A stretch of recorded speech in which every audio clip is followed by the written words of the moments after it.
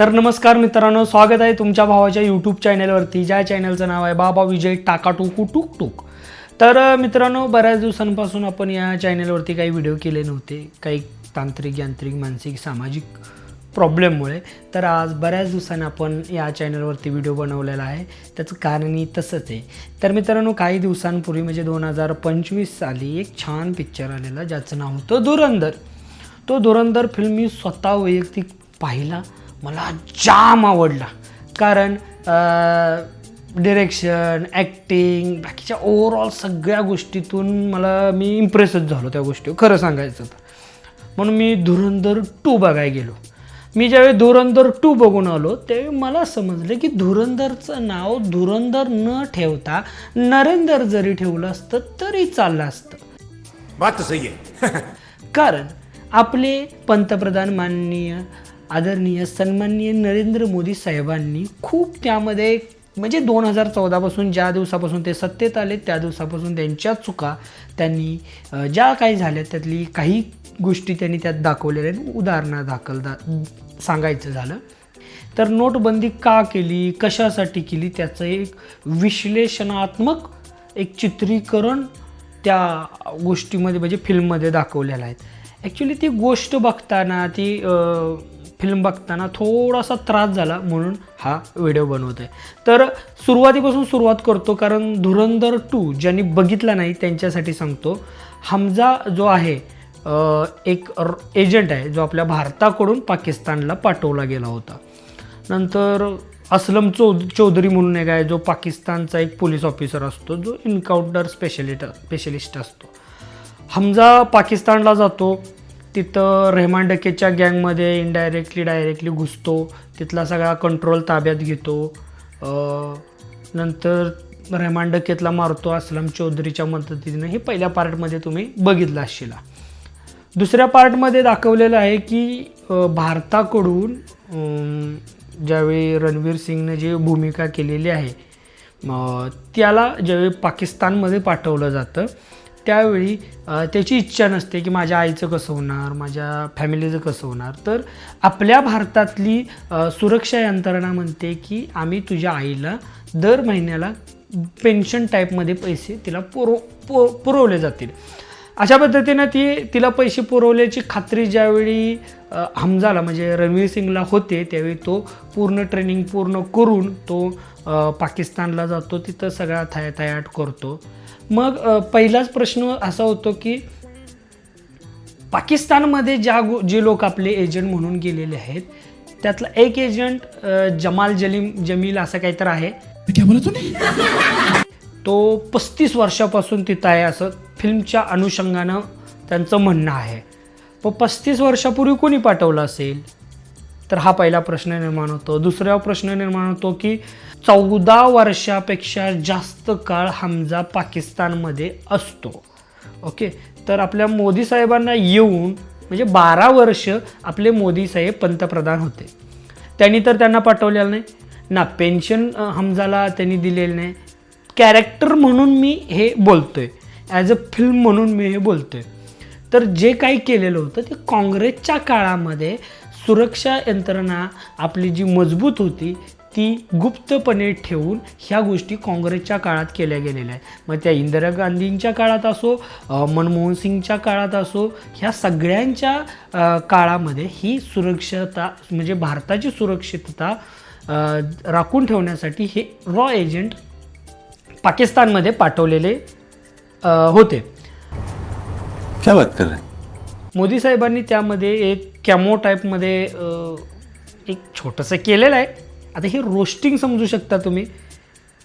मोदी साहेबांनी काय केलेलं आहे की नोटबंदी आम्ही का केली तर पाकिस्तानमधून भारतामध्ये नक्षलवादी टेररिस्टसाठी डुप्लिकेट नोटांचं मोठं गोडाऊन होतं, त्यातून पैसे भारतात येणार होते वेगळ्या माध्यमातून. ते रोखण्यासाठी पहिल्यांदा मोदी साहेबांनी आपल्या भारतात नोटबंदी करून सगळ्या भारतातल्या लोकांना एका वेगळ्याच कामाला लावलेलं. हे कितपत योग्य होतं हे फिल्म बघितल्यानंतर तुम्हाला लक्षात येत असेल, कारण आपण सगळेच त्या लाईनमध्ये उभा होतो.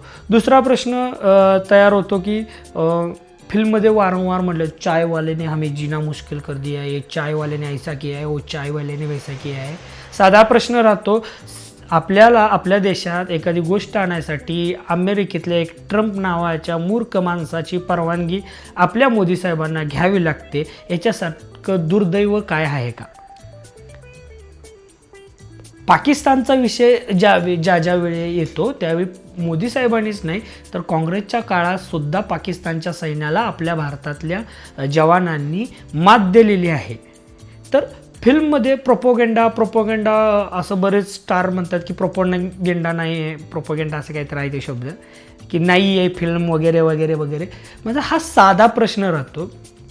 प्रोपोगंडा नाही तर पहिला धुरंधर जसा होता तसा दाखवता का आला नाही?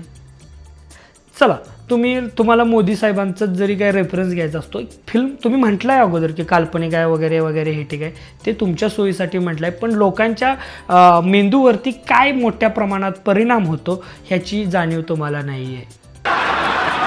खरं तर एका ठिकाणी मी कुठंतरी ऐकलं होतं की हिटलर जो होता तो रेडिओवरती यायचा ना आपल्या गोष्टी ऐकवायचा, जिथं तिथं फक्त हिटलर दिसला पाहिजे. कधी मला हा प्रश्न तयार होतो की मोदी साहेब आपले हिटलरसारखे ट्रीट करतात का? कारण एस-टीच्या ह्याच्यावरती मोदी साहेब, आता चहाच्या दुकानावरती पण बऱ्याच ठिकाणी मोदी साहेब दिसतात, बॅनरवरती मोदी साहेब, ज्या त्या ठिकाणी मोदी. खरं तर जेवढा ॲडव्हर्टायझिंगसाठी खर्च तुम्ही करता त्या खर्चामध्ये जर तुम्ही शिक्षणासाठी वैद्यकीय क्षेत्रासाठी जर पैसे घालवले तर काय वाईट? आता बरेच लोक म्हणतील आहे की वैद्यकीय क्षेत्र आपलं चांगलं आहे, शैक्षणिक क्षेत्र चांगलं आहे. तर पहिल्यांदाच सांगतो, हा विषय आपला फिल्मवरून सुरू झाला आहे, पण ह्या गोष्टी सांगणं मला या माध्यमातून बरं योग्य वाटतं की शिक्षण ज्यावेळी स्ट्रॉंग होतं त्यावेळी आपल्या देशामध्ये विविधता, नवनवीन गोष्टी, नवीन विचार, नवीन संशोधन ह्या शिक्षणामधून येतं, जे आज पूर्णपणे बर्बाद करण्याचं काम BJP सरकारनं केलेलं आहे. खरं तर मी BJP सरकारचा 2014चा मोठा भक्त होतो, अंधभक्त नाही पण भक्त होतो. म्हणजे चला, काँग्रेसने 70 वर्षात काय केलं हाही मला प्रश्न पडायचा, पण 70 वर्षात काँग्रेसनं काय काय केलं हे कधी माझ्या बालिश बुद्धीला कळलं नव्हतं. आत्ता ज्या 10-12 वर्षात मोदी साहेबांनी काय काय केलं ते खूप दिसतं आहे. चला, आपण हा विषय नंतर एक दिवस बोलू. आता मुद्दा येतो फिल्मवरती. जी लोक एक्सपायर झालेले आहेत, म्हणजे असलम चौधरी असेल, मेजर इक्बाल असेल, ही सगळी लोक कधी एक्सपायर झाले आहेत. मेजर इक्बालचं नाव काहीतरी इलियाज कश्मीरी असं आहे. तो 10 फेब्रुवारी 2011ला एक्सपायर झाला आहे. तो ड्रोन स्ट्राईकमध्ये काहीतरी एक्सपायर झालेला आहे. 10 फेब्रुवारी 2011 त्यावेळी होतं काँग्रेसचं सरकार. 9 जानेवारी 2014ला असलम चौधरी एक्सपायर झाले.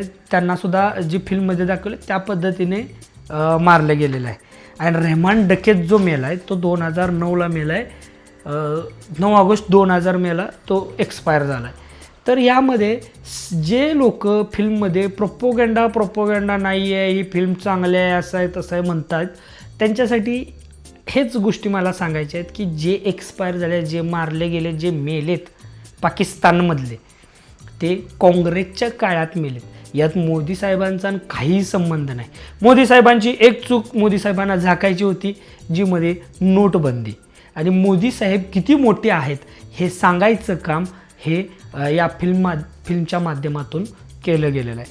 जवानसारखा फिल्म येतो शाहरुख खानचा, त्यामध्ये सरकारला प्रश्न विचारण्याची हिंमत डिरेक्टर ठेवतात, सरकारबरोबर झुंज देण्याची ताकद डिरेक्टर ठेवतात, त्यातले कलाकार ठेवतात. सरकारला शिक्षणाबद्दल, वैद्यकीय क्षेत्राबद्दल, आपल्या सुरक्षिततेबद्दल, महिलांच्या सुरक्षिततेबद्दल, सगळ्या गोष्टीबद्दल विचारणा केली जाते.